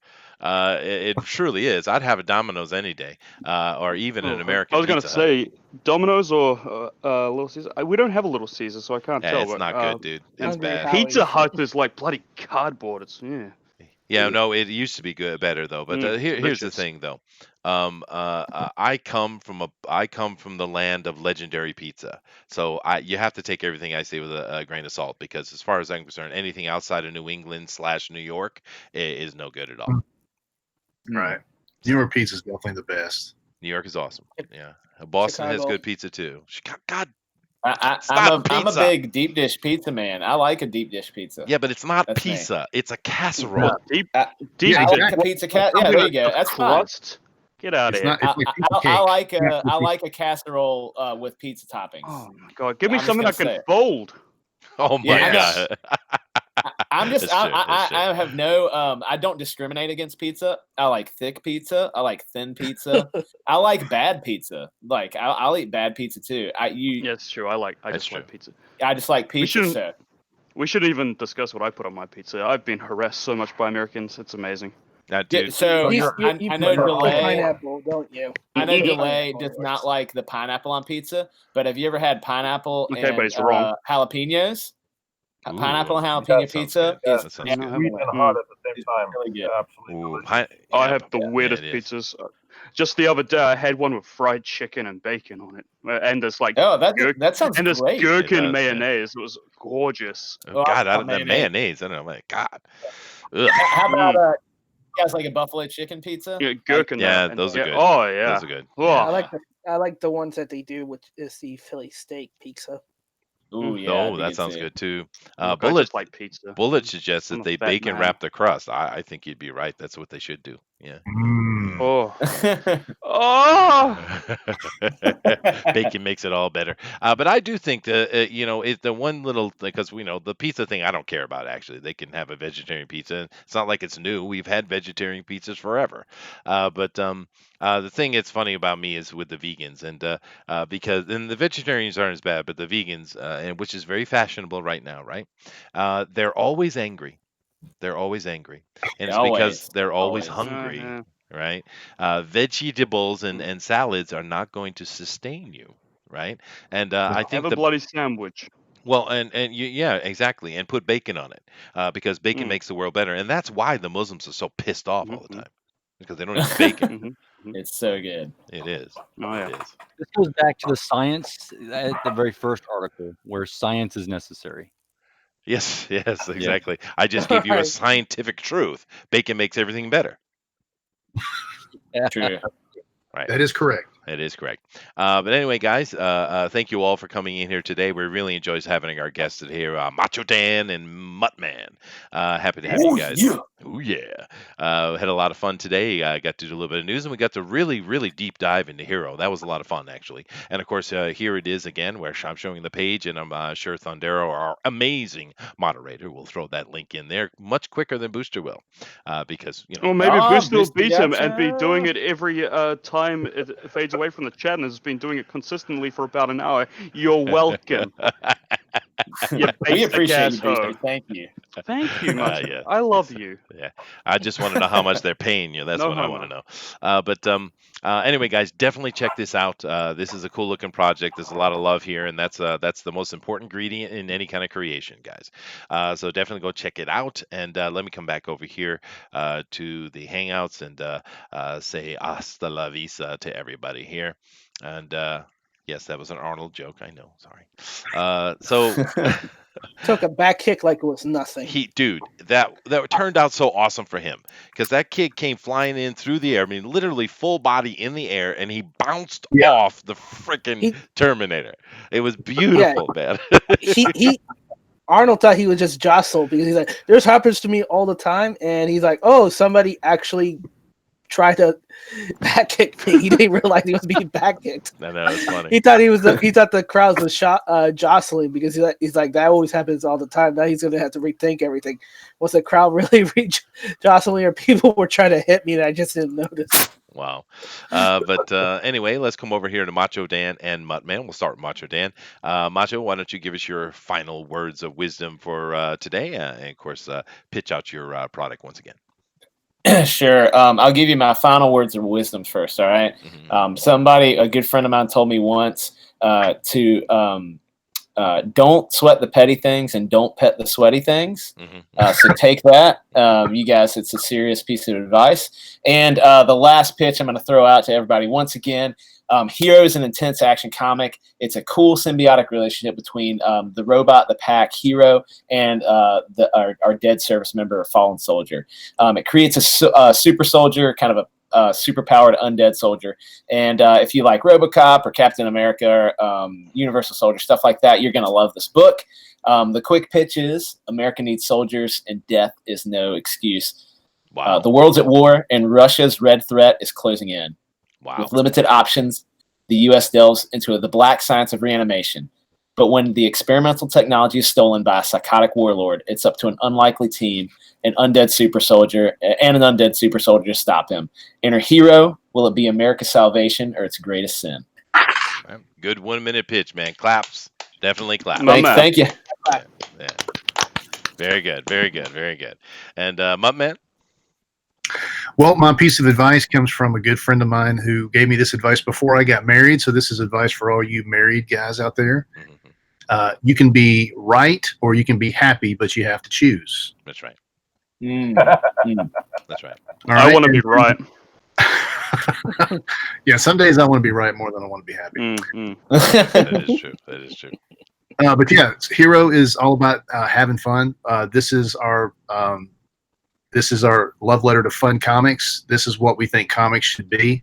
There's going to be a lot of interesting things in there, a lot of good story elements, a lot of research that goes into it.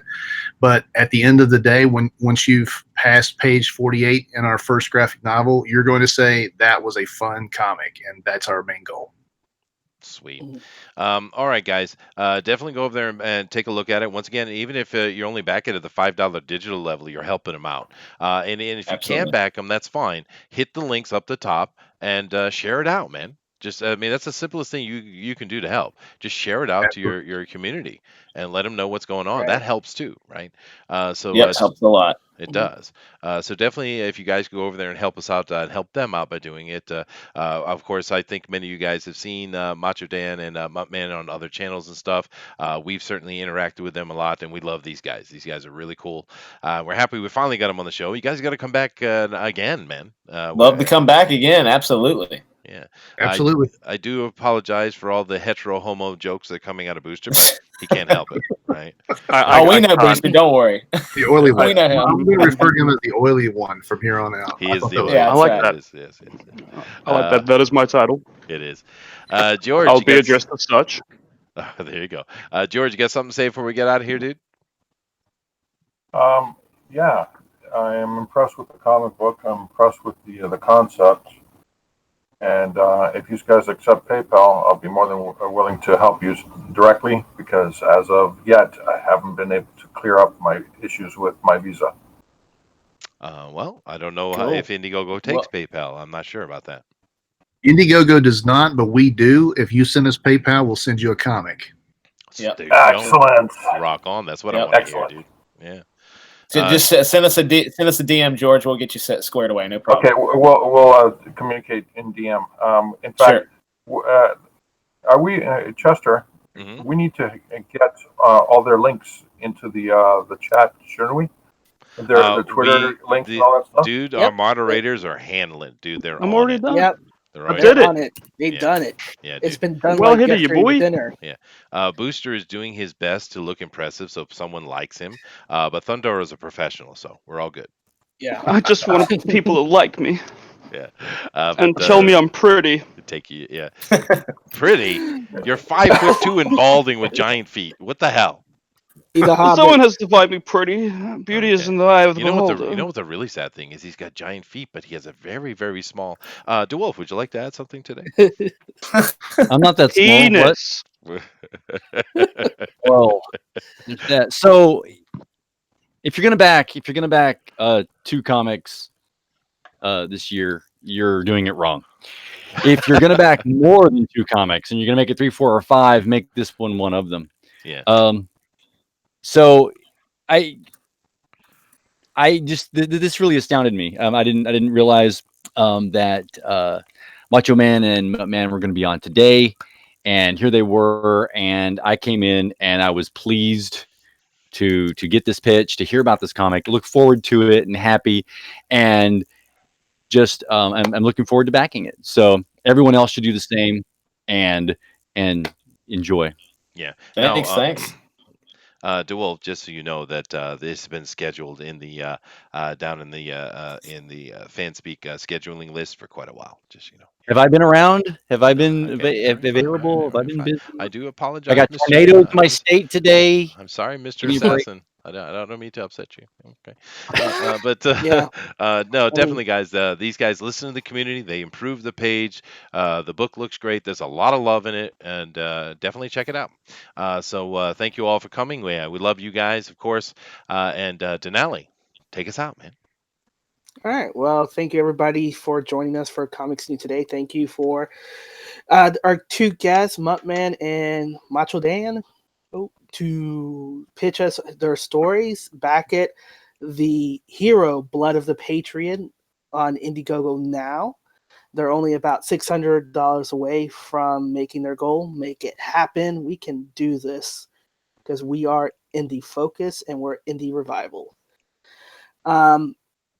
Also, join my newsletter at dinalescomic@gmail. I'll be heading up a future project called The Immortal Mask as well. It's going to be awesome. And with being on my newsletter, you'll get sneak peeks of the project as it starts trickling in. So that's going to be awesome. And also special perks, right, Denali? Right, and special perks as we get closer to the launch dates as well. So that's always going to be awesome on that.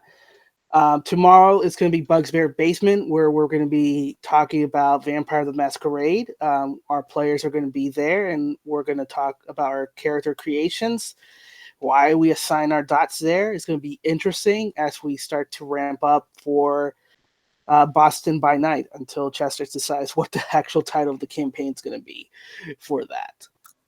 And then Wednesday, it's going to be Blade 2 for Bunny Vision Movie Night on that Sweet. time as well. All right. But as always, your perception shapes your reality, so always make it a good one. Namaste. Namaste. Gesundheit. Later, guys. Aloha. Peace. Have a good night.